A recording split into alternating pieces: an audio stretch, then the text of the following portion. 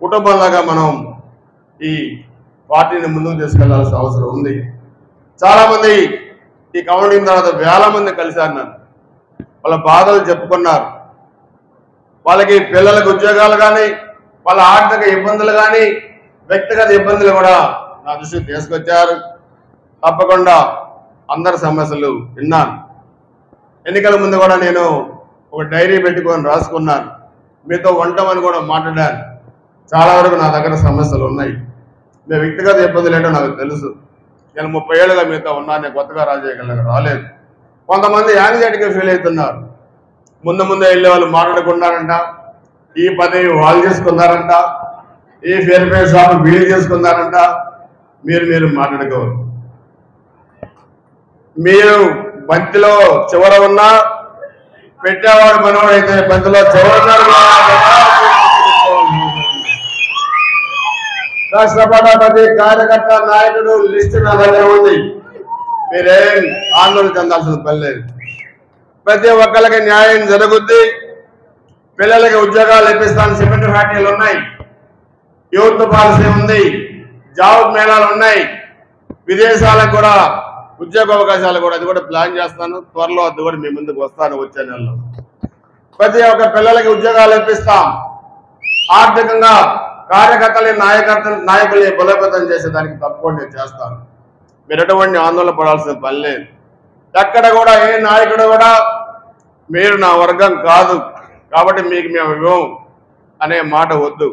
ఇక్కడ నాకే 30 ఏళ్ళ నుంచి వర్గం లేదు, మీకెందుకు ఇంత వర్గం? మందంతా తెలుగుదేశం వర్గం, మందంతా తెలుగుదేశం కుటుంబం.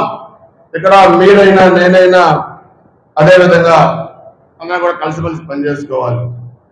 గతంలో కొన్ని పొరపాట్లు జరిగి ఉండొచ్చు, కానీ నా 30 సంవత్సరాల రాజకీయ అనుభవాలని అన్నీ కూడా గుర్తుపెట్టుకొని ఎక్కడ కూడా తప్పులు జరగకుండా, కష్టపడిన కార్యకర్తకి నష్టం జరగకుండా, తెలుగుదేశం, జనసేన, భారతీయ జనతా పార్టీ కార్యకర్తలు ఎవరైతే కష్టపడ్డారో, 5 సంవత్సరాలు ఎవరైతే ఫ్యాక్షన్లో నష్టపడ్డారో ప్రతి ఒక్కళ్ళు కూడా అన్ని విధాలుగా ఆర్థికంగా ఆదుకుంటాం. మీరు ఎటువంటి ఆందోళన ఇబ్బంది పడవద్దని చెప్పి మీకు అందరికీ స్పష్టంగా తెలియజేస్తున్నారు. మీరు సమయాన్ని పాటించండి. ఎక్కడా కూడా ఇబ్బందికరమైన మాటలు మాట్లాడద్దు. ఒకళ్ళనొకళ్ళు దుర్భాషలాడుకోవటం, లెక్కలేనితనంగా మాట్లాడుకోవటం, నువ్వు కొత్తగా వచ్చావు పార్టీలోకి, నీదేంటి నా పెత్తనం ఉండాలని కోరుకోవటం, ఇవన్నీ కూడా అవమానకరమైన పద్ధతులు మాట్లాడదని చెప్పి స్పష్టంగా మీకు తెలియజేస్తున్నాను. నేను దేనైనా భరిస్తాను, కానీ హెడ్స్టాములు మాత్రం భరించని మీరు గుర్తుపెట్టుకోండి. తప్పుడు మాటలు మాట్లాడినా, దుర్భాషలాడినా, ఇబ్బందికరంగా ఒకరి గురించి ఒకరికి ఇష్టారంగా బిహేవ్ చేసినా, నాదే రాజ్యం నేను చెప్పిన వినాలి అన్నా మీరు నష్టపోతారు. దయచేసి గుర్తుపెట్టుకోవాల్సిన అవసరం ఉందని చెప్పి స్పష్టంగా తెలియజేస్తున్నాను. I'm very clear. నేను క్రమశిక్షణలో పెరిగాను, పార్టీ కూడా క్రమశిక్షణలో ఉండాలి. నిన్నగా చెప్పాను, బంతిలో చివర కూర్చున్న పెట్టే బాధ్యత నేను తీసుకుంటానని చెప్పాను. ఖచ్చితంగా తీసుకుంటానని చెప్పి అందుకే ఒక కాల్ సెంటర్ కూడా పెడుతున్నాం, ప్రజా దర్బారు పెడుతున్నాం, రచ్చబండ కార్యక్రమం పెడుతున్నాం. నేనే మీ దగ్గరికి వస్తాను. మీరు ఇచ్చిన అర్జీ ఆ డిపార్ట్మెంట్కి పంపిస్తాం. మీ నంబర్కి మా కాల్ సెంటర్ నుంచి మీకు ఫోన్ వచ్చింది. ఆ సమస్య ఎంతవరకు పరిష్కారం అయింది, పరిష్కారం అయితే మీరు వెళ్ళి ఆ అధికారిని కలిసి ఆ సమస్యని మీరు పరిష్కారం చేసి తీసుకోండి అని చెప్తాం. పరిష్కారం కాకపోతే మరలా మీతో డిస్కస్ చేసి, అది నియోజకవర్గ సమస్య అయితే నియోజకవర్గం, జిల్లా సమస్య అయితే జిల్లా సమస్య, రాష్ట్ర సమస్య అయితే రాష్ట్ర సమస్యగా తీసుకొని పరిష్కారం చేసుకొని మీ ఇంటికి ఆ శాంక్షన్ పేపర్లు ఇచ్చే బాధ్యతను మనం తీసుకోబోతున్నామని చెప్పి తెలియజేస్తున్నాం.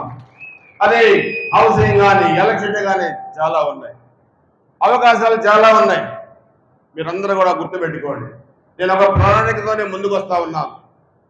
కేంద్ర ప్రభుత్వ నిధులు కూడా ప్లాన్ చేస్తా ఉన్నాం. రాష్ట్ర ప్రభుత్వ నిధులు వెనకబడ పల్నాడు ప్రాంతాన్ని అభివృద్ధి మనమే చేశాం. అనేకమైన మౌలిక సదుపాయాలకి డబ్బులు నిధులు తీసుకొచ్చే బాధ్యతను కూడా మనం తీసుకుంటున్నాం. కేంద్రంలో చాలా నిధులు ఉన్నాయి, రాష్ట్రంలో కూడా నిధులు మనకి రాబోతున్నాయి.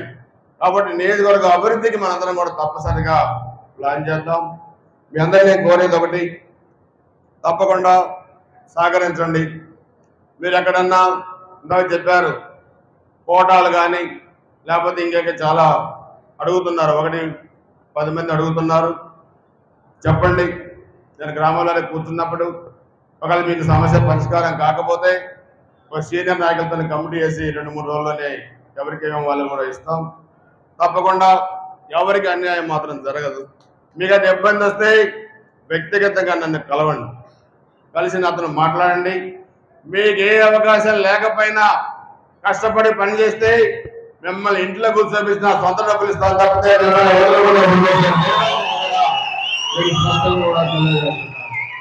అందుకని మీరు ఎలాంటి ఆందోళన వద్దు దయచేసి. ఇది మనం మొదటి మెట్టులో ఉన్నాం. 5 సంవత్సరాలు మన పరిపాలన సాగాలి.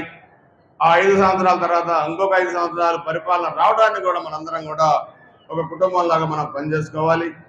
అందుకనే ప్రతి గ్రామంలో కూడా ఒక 10 మందితో కమిటీ చేసుకోండి. మీరే ఆ కమిటీతో అందరూ 3 పార్టీలతో కమిటీ చేసుకొని ఆ కమిటీ ద్వారా రాబోయే 5 సంవత్సరాలు అభివృద్ధి కార్యక్రమం జరగాలన్నా చర్చించుకొని విభేదాలు లేకుండా అవన్నీ కూడా చేసుకోండి. దయచేసి ఈ ప్రణాళిక ఏంటో మనం ఏం చేయబోతున్నామో త్వరలో మీకు తెలియజేస్తాం. అందరూ కూడా దయచేసి సహకరించి